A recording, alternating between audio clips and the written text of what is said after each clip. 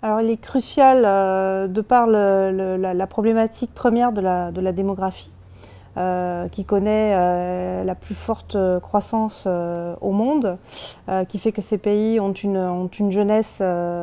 extrêmement nombreuse et qui connaît le plus fort taux de chômage du monde.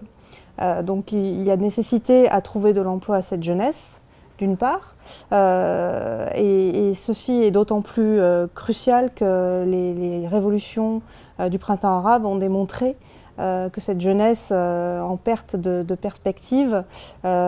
pouvait être amenée à demander plus d'égalité. Ensuite, il y a la question de la structure de ces économies qui sont, pour ce qui concerne les pays du Golfe, extrêmement sous-tendues par la manne pétrolière. Donc se pose la question de diversifier cette économie pour créer de nouveaux emplois dans d'autres secteurs.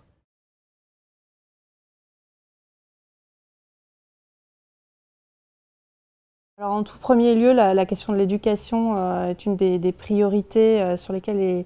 les gouvernements se penchent à l'heure actuelle, parce qu'ils se sont rendus compte que le système éducatif ne correspondait pas finalement aux attentes des entreprises. Donc il s'agit de rénover la façon dont l'enseignement est conçu dans ces pays pour faire émerger une main-d'œuvre compétente et correspondant aux attentes des entreprises. Voilà, donc c'est un nouvel état d'esprit qui doit émerger au travers d'une réforme des systèmes éducatifs.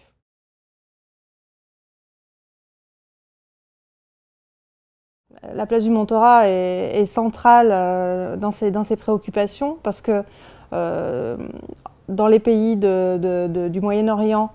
comme finalement dans les pays européens, la question de l'accompagnement des créateurs d'entreprises est essentielle parce qu'au-delà de l'idée, au-delà des compétences, la question du modèle